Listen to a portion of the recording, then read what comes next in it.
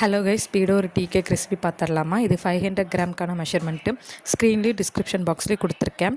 உங்கள் எல்லாத்துக்கும் யூஸ்ஃபுல்லாக இருக்கும்னு நினைக்கிறேன்.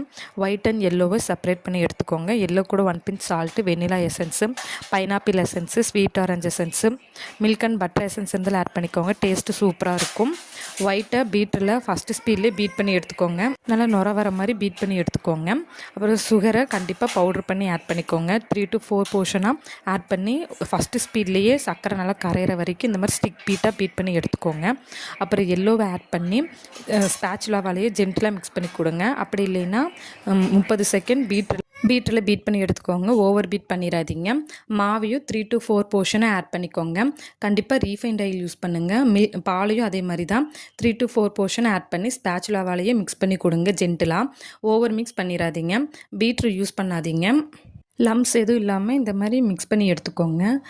ரிப்பன் கன்சிஸ்டன்சிக்கு வரணும். அப்போ தான் கேக் நல்லா ஸ்பான்ச்சியாக வரும். 8 இல்லது 7 இன்ச்சு டின் எடுத்துக்கோங்க.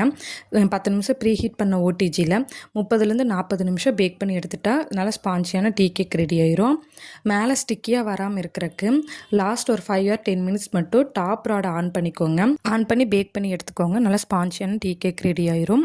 இது உங்களுக்கு யூஸ்ஃபுல்லாக இருக்கும்னு நினைக்கிறேன். மறக்காமல் என்னோடய சேனலுக்கு சப்ஸ்கிரைப் பண்ணிக்கோங்க. சப்போர்ட் பண்ணுங்கள்.